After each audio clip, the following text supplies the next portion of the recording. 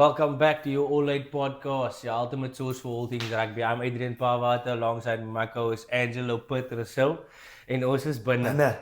Episode 21. Episode 21, Here we filled go. with love and laughter. So we're going to jump straight into it.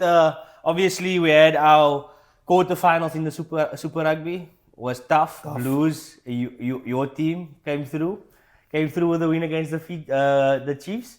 And then obviously we're gonna touch base with the URC, where we have our final this weekend, and it's gonna be a tough one in Dublin. But we're gonna chat more about that, and then obviously the main thing, club rugby. Let the main thing stay the main thing. The main thing stay the main Here thing, we club go. rugby. Wet, hot, physical, I'm draws, telling you, my stuff is still loses, and some big news, Yeah. big results. Villages, Hamiltons. Talk about it.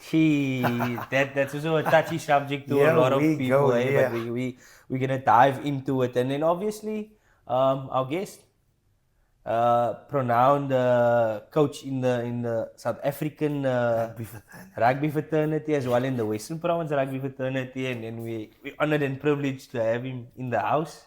Die begint waar het begin nie. Yeah. Where did he start? Talk about it. Tiere. Florida Park. Binne in die hok. Binne in die hok. Tiere produce. Talk about it.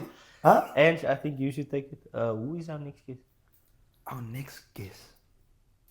Dis seker ek moet hom vat. Yeah, Fatu. No other than Stanley. Moet ek dit sê? Ja, asseblief. Stanley Raubenheimer. Talk about it. Talk about it. All the way from Florida Park. Here we go. Former tiere boytjie. Once a tier, always a tier. Episode 21. Followers, subscribers, talk about it. Follow us on episode 21 for more chooseful, teachable info from Coach Stanley. We're not gonna share too much. Can't share too much. Don't peek too soon. Don't peek too soon.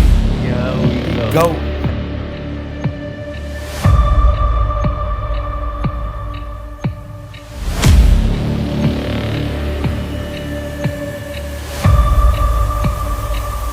Welcome, Coach Stanley Raubenheimer. It's an honor and a privilege to have you here, and thank you for your wife for giving you to us for this. Say hour or 30 minutes to an hour. We really and truly appreciate your time and your effort that you put into being here with the All Right Podcast. So welcome. Episode 21. So to start with, who is Stanley Raubenheimer? First, thanks for having me. Hopefully, I can give you some piece of Stanley Raubenheimer. So, who is Stanley Raubenheimer? Normal, colored Christian man. Was born in George. Left very early, I think age of 7. And my father got a job in PE, and then we moved to PE. So my whole career, school happened in PE. And then after that came to UWC to study physical education. Yes. So in a nutshell, I'm a father, I'm a husband, I'm a brother. Very blessed to still have my whole family intact. So, and they're all in PE, and just my one brother here in Cape Town with me. So, in a nutshell, that's Stanley Raubenheimer. That's Stanley Raubenheimer. And let's go back to your playing days. I know, like, a lot of people probably remember you from Tygerberg RFC, which is obviously a renowned club here in the Western Cape. So, if we look back to the days when you played for Tygerberg, how was it like? How was the vibe, the atmosphere, the community compared to now? Yeah, look, I was very fortunate, actually, I must say. I played in the amateur days. I played in the segregated days. Yes. And I was privileged and fortunate that I could experience that and the professional and the unified space. Yeah. So I'm very fortunate. I was the last captain of Tigers before unification, and I was the first captain of Tygerberg.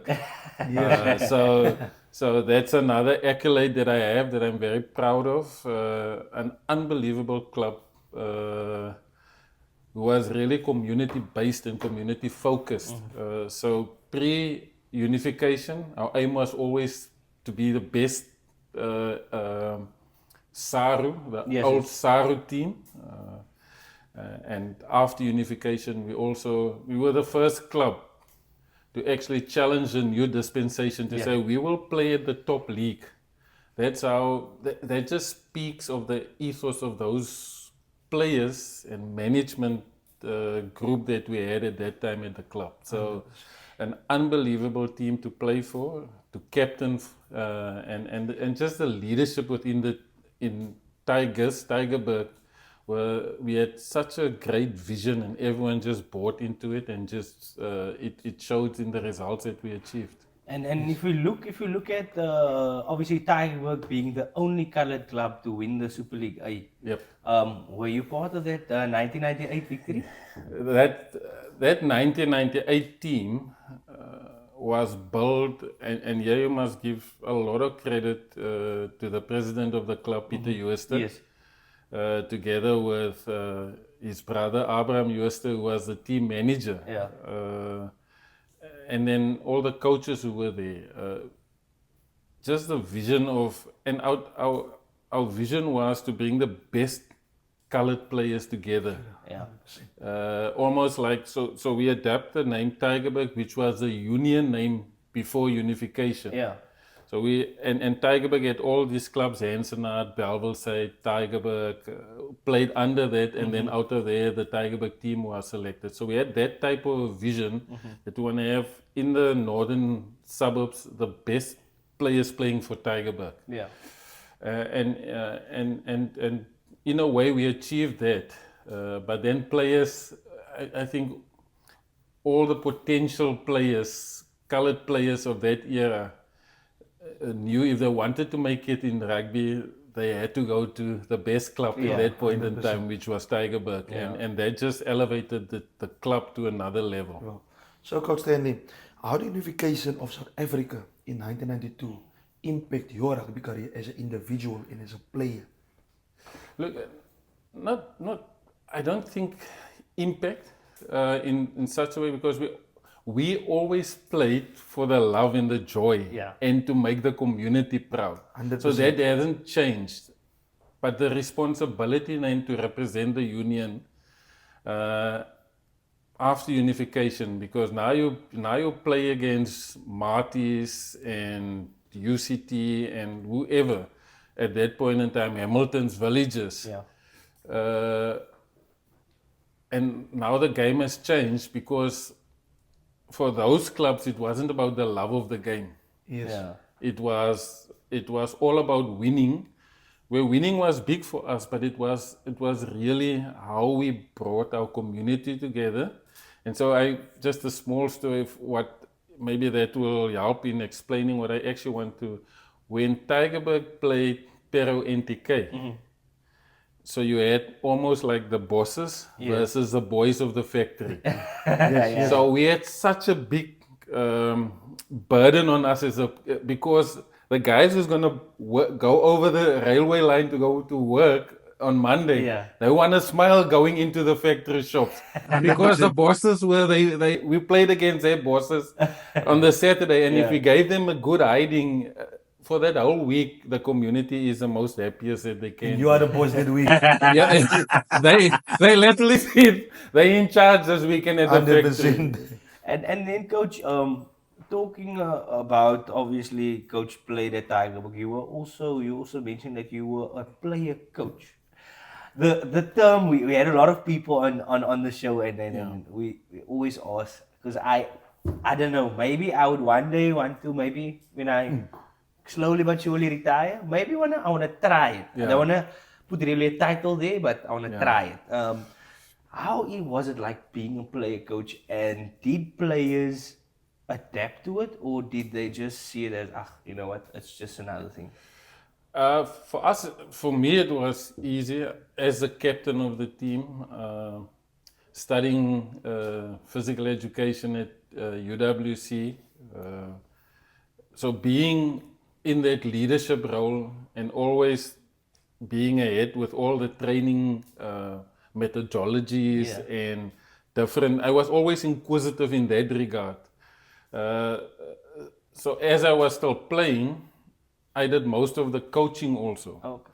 So we did have coaches there, but I just think it was natural in our case. It wasn't something that you really strive to be a player coach. Yeah. There was times that I dropped myself, and then Bram would say, "No, you can't. You must play this week. And we're playing that team or that team." So yeah, it was just a natural progression because I was in it most of the time. I used to command on the field, so this was just differently, I suppose. And if I look at a leader, obviously, Coach, I don't know if I'm speaking under correction, Coach Peter de Villiers, was he part of the 1998 win? No. Was he part? Coach Peter came early in the unification. I think he was there 92, 93, around about that time. Can be a little bit later. I'm talking under correction. So he was at that. Our coach was when we won 98 was Ferris Seider. So he used to coach at the old police club, and then he came over. We had quite a few policemen in our team also. And they just I think the leadership again of Mr. Jooster saw the value of bringing Ferris over to our club, and he was and it was good because he didn't. So it's difficult to say. He didn't interfere a lot with what he was more like we have now managers of teams. Yes. So he was a very good manager of the team.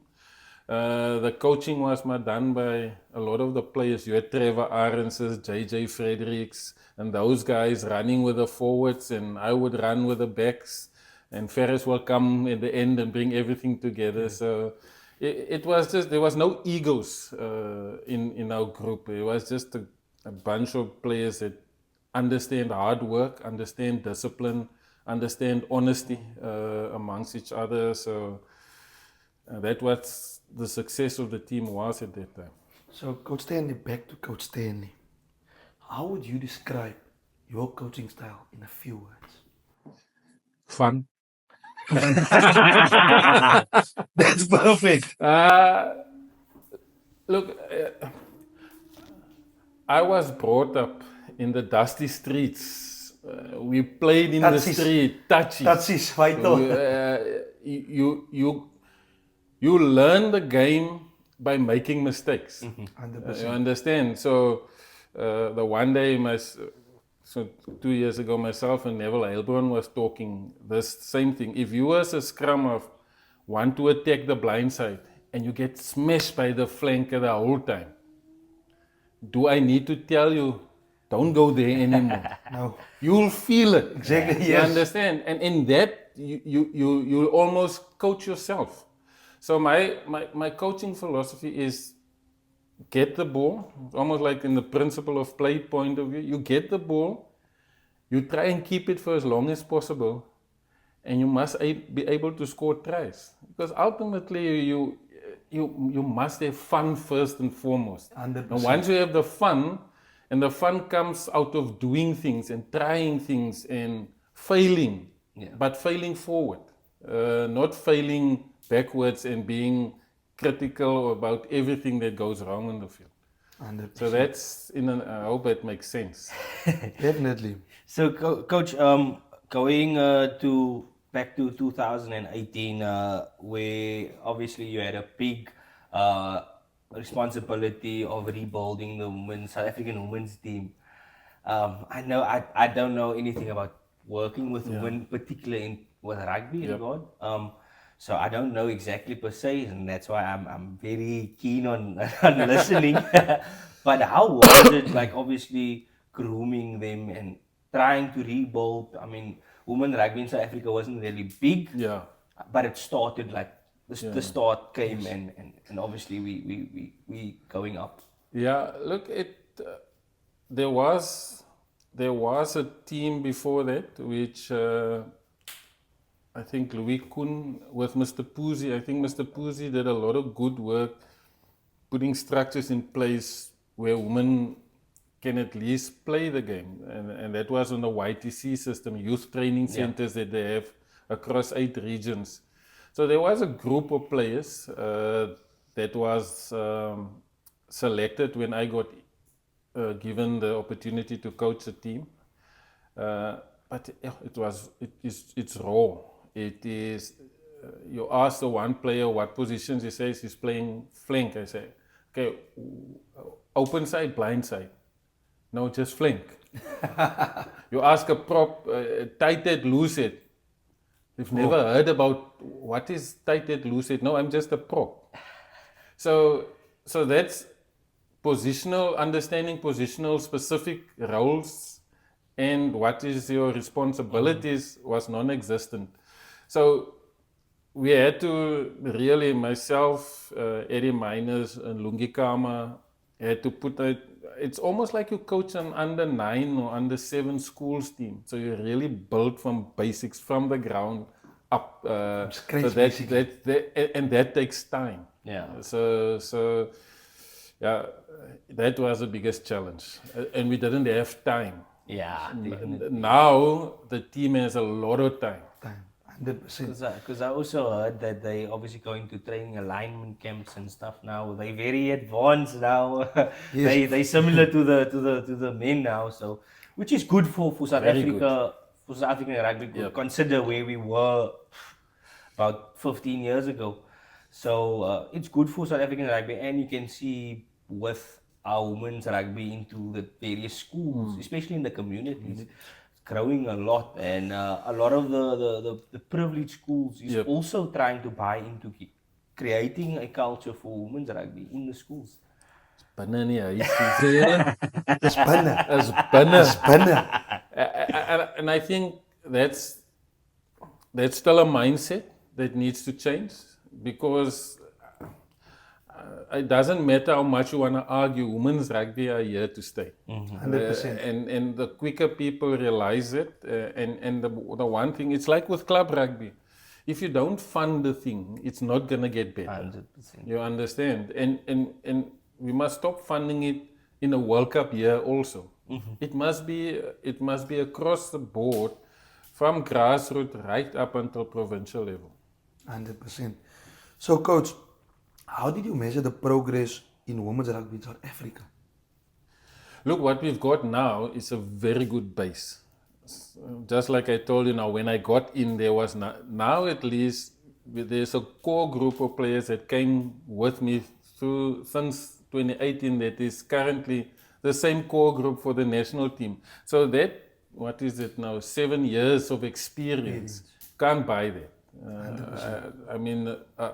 I think more than half of the squad now has been to a World Cup, and they're going to their second World Cup. So they understand the pressures in terms of the World Cup. They know their job. They know what to expect. The training is better.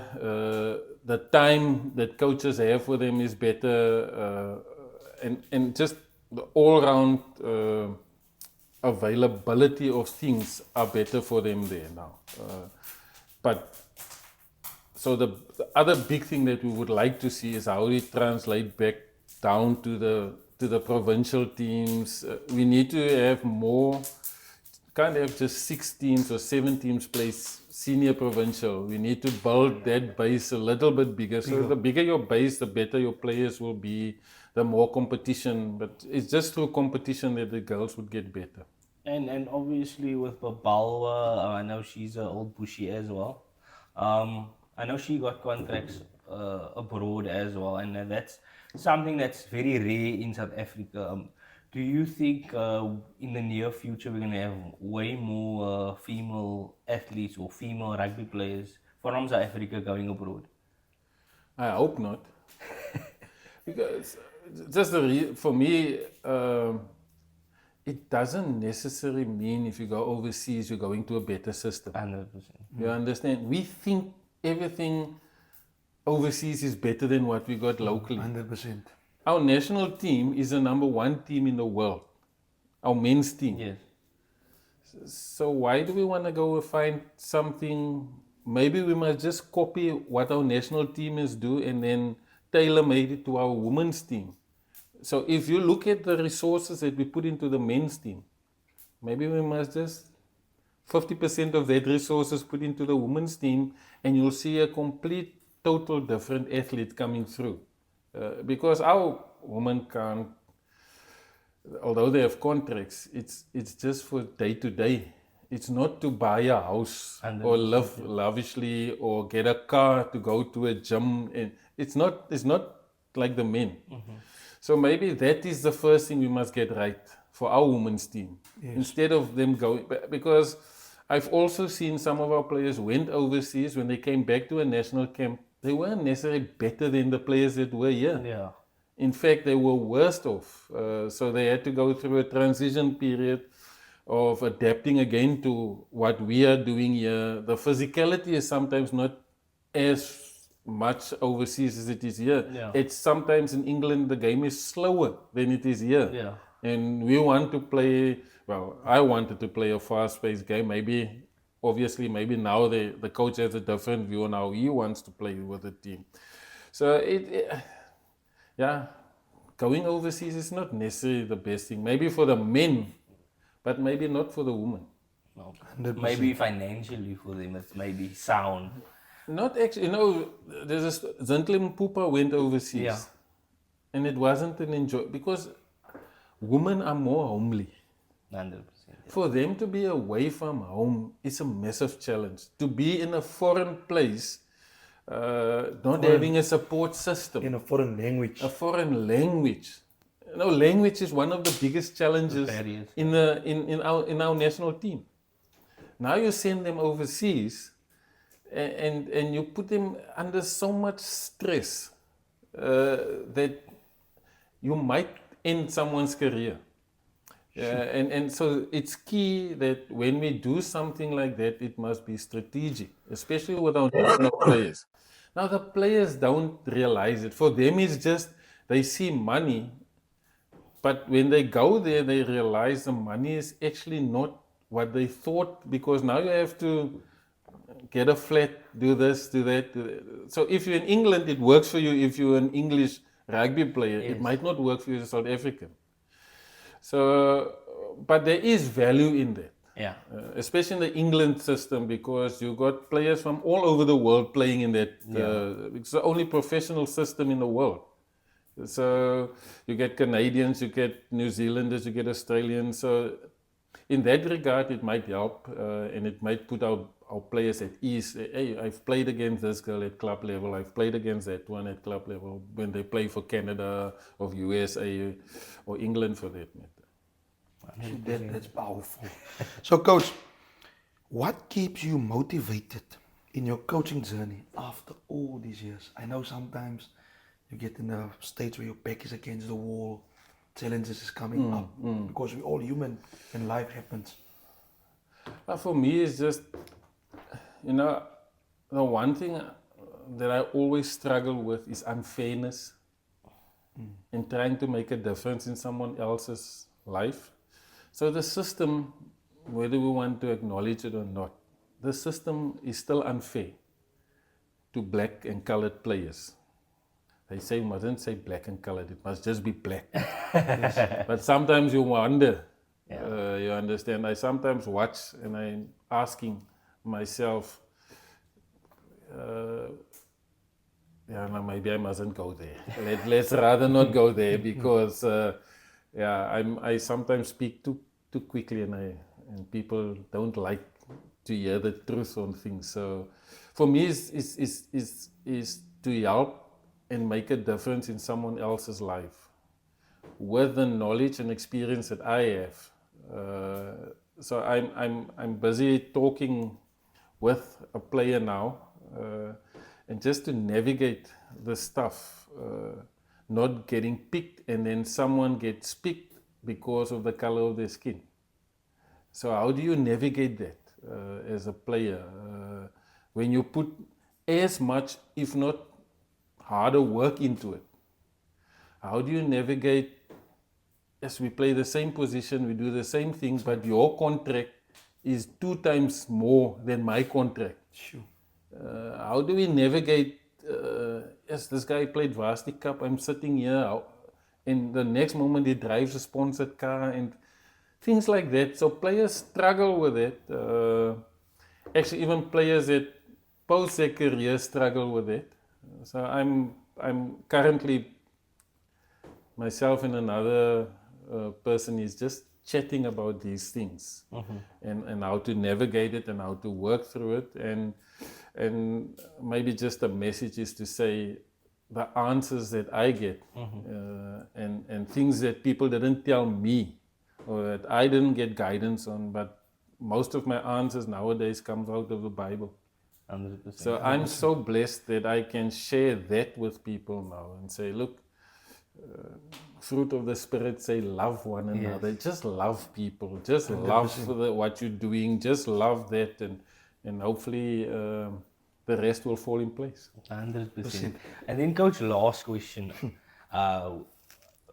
We would like to ask you this question because this is a question that this is actually one of our questions we always ask, because we are a driven development for the youth and youth upliftment. So we drive that, and we want our youth to hear the truth and a bit of motivation. So any motivation for the youth in general? Yo, I don't know. I can't even motivate myself. The one thing that I've realized, and it's fairly recently, no one cares about you. Sure. Really. Sure. No one cares about you. Sure. So you must care about yourself. Sure. That's key. In the space where you are, whether it's work, whether it's sport, if you don't care about yourself, people will use you. And once they finish with you, they leave you. So my biggest message, like I say, I'm talking to people now, is understand yourself first. Love yourself first. First love God, and then love yourself first. But if you can be in that space, it gives you so much calmness, so much clarity. You understand your purpose more. And once you understand your purpose and you step into your purpose, then you don't need to worry. And then secondly, whatever you do, whether it's work, whether it's study, whether it's play, first equip yourself to the best of your abilities. So educate yourself. Make sure you get to the very best of whatever the craft is that you have. Don't look to other people to get you there. Get yourself there. Sure. Guys, episode 21, Coach Stanley was in the house. Word of the week: stop feeding people and feed purpose. Feed purpose. Your purpose. Your purpose. Episode 21, Coach Stanley, a lot of fruitful, insightful info. We say it with you. Now we're going to the things that matter as well. 100%. Fixes, results. Talk about it. The things that matter, Coach. So, Coach, I don't know if you're following the Super Rugby. We because I'm a New Zealand supporter. We always follow New Zealand. So the Super Rugby we always capture, as well as the URC and then our club rugby. So we're gonna go into our Super Rugby results. Obviously the Crusaders beating the Reds 32 points to 12. The Chiefs losing to the Blues. On time. They've thought in that game? Yeah, it's a surprise result actually. But yeah, you must credit the Blues. But it's always a team that is under pressure. They know if you lose today, it's a dangerous team. And I think the Blues just showed that on Saturday. This is what I said. Dangerous towards the end. Dangerous. Brumbies beating the Hurricanes 35 points to 28. That was obviously, I think it could have went both. Yes. Either or, but think the team I wanted think the the most. Brumbies set piece and playing in the correct areas was clinical at times, and they managed the game. I think at last 2-3 minutes to keep the Canes out was exceptional. Yeah. Look, it's like you said. You can have all the analysis and all the good presentations and everything, GPS and all these nice things. You can have all those things, but if you don't have a pack of forwards, You're gone. you're gone. Simple as that. And Talk about it. Wat die dagels. Wil die dagels weer, dat is wat hulle sê. Wat te vorentoe? Keep the ball in front. Yep. And then if we look at the URC quarterfinals, semi-finals, we look at Leinster beating the Glasgow Warriors. I actually wanted I don't know, for some reason I wanted Glasgow And to I win expected because more from Glasgow. yeah, I'm not really an Irish guy. I don't like Irish coffee. I'm not the Irish guy. But Leinster obviously, I mean they're a team that put things in place that no other team has done. So they very set piece driven, and you could see on Saturday as well the way they played, and they just want to score tries. Yeah, look, it's a mature team. I mean, if you listen to Franco Smith's comments, that they're 8 years ahead of everyone else in the URC. So that maturity, it's still going to keep, I think, after the British and Irish Lions and after Jamison Gibson Park and Lowell, if they leave Leinster, it's a big rebuilding that needs to take place there. But it's just a mature team that carried them through. And then the Blue Bulls, obviously, we knew this was going to happen. Beating the Sharks 25 points to 13 at Loftus, always going to be tough for the Sharks. Blue Bulls, obviously, they're Always machines. And always difficult day at Loftus. Always. Yeah, but I think the Munster game took a lot out. And I think the fact that Eben makes a huge difference to the Sharks team. If he's not, and for the national team, that's also, Eben is massive for us. Yeah, he also made a big statement in the World Cup final against the All Blacks. Yes. So that was, you talk about it, man. It's normal. It's normal. It's normal. It's normal. Yeah, I like when the black guys are talking so much. Understand, because Peter Steph ran this one shoulder off. Yes. And, Eben is doing this with that guy, and Talk about it. And we don't know where the black team are anymore. Exactly. Coach, on that topic, obviously, another thing also that's that motivates the Blue Bulls, obviously Cornell's passing, and they have him as a so-called like a 16th person or 24th person for that matter. Yeah. So that's also a good motivation for them. I mean, Cornell has contributed so much in this past few years for the Blue Bulls. Yeah. I think that's also a motivation for the Blue Bulls. Yeah, look, when I was playing at the Bulls, that family thing that we got, even that time. I mean, I'm still, you can ask my wife, the Bulls players I used to play with. If I walk in the street, they'll shout at me if they don't see me. And that was the difference between playing for Bulls and Western Province. If a Western Province guy that I played with saw me in the street, they will make if they don't know me. You understand? And that's a difference between the Bulls, I think, and the rest of, I don't know the other unions so much, but what I've experienced between Western Province and the Bulls, just that family caring for each other, and you could see the outpour of grief from the Bulls. I mean, when last did you see a genuine a CEO like Edgar showing raw emotion about the passing, Jake, and the rest of the group there? So, yeah, if you go to the Bulls, you become part of the family, and then we don't eat from the floors. Eet van die vloer af. 100%. Coach, and then obviously we're going to the club rugby. Talk about it. Something Western Province. Yeah, that we invested in Western Province. We look at Villages beating Hamilton's. I think that was the shock of the weekend. Yeah. I don't think it was the shock of the weekend. I just think people expected, because Emmys won the league last year. Yeah, and that's they what were, I mean. for the past few years, dominant. People expected them to win, but big ups to Ben Finter. I think his back of forwards definitely showed up. 100%. And Ben is a firm believer of taking to the dark goals. So I guess this is what they did. Machine. They can put down goals. And yes, dominate. It's all that matters. Yeah, the thing with club rugby, and I suppose rugby in general nowadays is, and I don't know if villages had a checkbook. Oh, 100%. Yeah, they call the Real Madrid of club rugby. So and it doesn't mean that Hamiltons don't have. No, it's just sometimes for me, it's you win. So I don't believe people win trophies anymore. They buy trophies. Shoo. The team who's winning, Real Madrid don't win, so they buy players. And when you compare the Spanish league, there's only two teams that buy players, which is Real Madrid and Barcelona. Yes. But how does that league then fare? You understand? There's no competition for those two teams. Like the other commentator, they say, you already know who's going to win the league. So for me, that fairness of competition is lacking nowadays. 100%.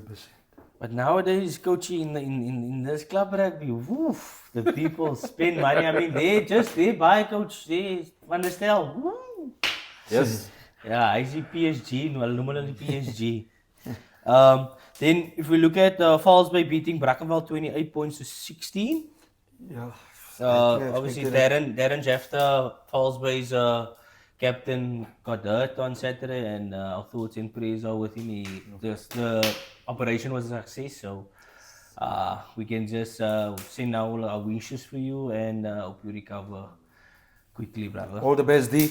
Unimo beating, kan 'n bietjie harder praat nou. Unimo beating Kulzer with 64 points to 7. Great performance, that's all I can say. I don't want to go into it, but I think great performance overall. We needed that win. And then Tiere beating the Mighty Marties at Florida Park. In die hok, 23 points to 13. Ons moet realisties wees, coach. Vir 'n klomp studente om Ravens mee toe te kom. Wat gaat klaar deur hulle koppe? Hulle moet aan toe kom. Hy was altyd die geheim, even toe ek gespeel het. Ja, Ons het so- hulle gereeld gewen daar. So. Daar verloor hulle klaar die mental battle. So, wel dan Tiere. Ja. Wat soos ek gesê het, Tiere is my troefspan vir die kompetisie vir 2025. Hulle is altyd die span om, wanneer dit saak maak, Yes. dan maak hulle die skep terug, maar kom hulle in. Ja, Is ja. altyd so. 100%. And then we had Super League B, Cravenden beating Calmo 64 points to 0. Well done, shoe. Bella losing to Gurut 14 points to 17. Great one. NTK beating Anzenarts 29 points to 17. Expected more from internats. They're going through a rebuilding phase, so let's put it that way. Yeah, ons kan nie sê die manne het geloopie. They're going through a rebuilding phase. Belleville losing against Franschhoek 21 points to 27. I think it's Tables will turn. Tables will turn. tables will turn. I think Tables they will will turn the season around. Rebuild hulle nog, of is hulle klaar met hulle rebuilding? Kyk, baie van die ervare ouens is nog daar in die kring. Maar ek dink soms die game develop nou waar die game 'n bietjie vinniger gaan so. Yes. Soms kan soms van die man miskien nie By jou maar wen. ek dink het gaan 1 of 2 games vat, dan gaan die wiel draai. Hy is my familieklub so. Ek glo altyd in Belleville. 100%. And then Hamlet's beating Makassar 13 points to 10. There was a video that went viral. Sy kry nie 5 punte by my huisie. Yes. Vital. Sy kry nie Vital. 5 punte by my huisie. Then Super League C, Strand beating Gardens 27 points to 21. Stand back every day. Atlantis back at it, 22 points to 8 Busy-bees. against Busy Bees. Eerste River, this was a close one against All Saints, 25 points to 28. I mean, this is technically the top of the table against the second last team on the log. So All Saints is always a good team, man. yeah, they're a good team. No, they're a good team. They first on the log currently. Okay. And Eerste River is struggling now. They at the bottom, but I mean, But they have to prove a point for Big Dog. a point. Always. Eerste River is a home field. Yeah. Yeah, you come into my house, you don't take 5 points. And then Langa losing to Delft 25 points to 20. And then just quickly going through our Super Rugby semi-finals, and then our finals of the URC. Coach can just say whichever team. I'm gonna mention the fixture, and then you can just say Crusaders versus the Blues. Blues. Blues. Yes, let's Crusaders. Crusaders. Chiefs versus Brumbies. go. Brumbies. Brumbies. Chiefs. Chiefs at home, 100%. And then obviously the big one for South Africans, obviously the big one, the URC final. Leinster versus the Blue Bulls in Dublin. Jong, ik ga wat 5 in 'n ander man se jaar. Ek ga wat 5 in 'n ander man se jaar. Punt klaar. Dis nie nodig om 5 of so, maar ek ga wat 5. Klaar met dit soos. Dus dat gaat ballen. Bulle. Klaar met dit soos. Coachie? My heart would say Bulls, but my head says Leinster. I just think, look, both the Bulls third final, Cornell. There's lots of other things but home field, Leinster losing again in the Champions Cup. So both they've got a lot to play for. For me, it would be a home ground advantage. I'm gonna go Blue Bulls, and simply because the Blue Bulls lost in the final at Loftus last year against Glasgow. So I think they are gonna do exactly the same that was done to them in Dublin. I mean, they did it before, so I think Coach Jakey, he's definitely gonna bring it home, and they're gonna have a parade somewhere in Cape Town also. Here we go. Cameron Hanekom is a big loss. Yeah, definitely. I mean, even for the Springbok camp. So, that levels it up a bit more, because his work rate, his physicality, those types of things that you don't see in the loose forward from the other guys. 100%. Maybe they're silent assassins that I don't see. You never know. In finals rugby. Coach, so thanks for being here at the All Eight podcast. It's lovely to have met you for the first time. I mean, you're probably the first guest that we met for the first time here on set, which it's always good to meet new people and meet people in the rugby fraternity. That's what it's about. Rugby is about meeting people, and we would like to thank you for taking time out, and obviously your wife, very important. She understands. Taking time out of your busy schedule, we really appreciate it. No, thank you for having me. It's a pleasure. Yes. Guys, that was episode 21.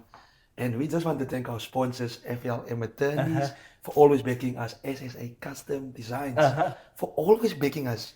All items binne. Dis weer nuwe koppies. Dis winter hier binne. Hou die koppies vol. Net nie rooi nie, koffie. Episode 21. 3 things before we conclude this. Like, share, subscribe do your thing.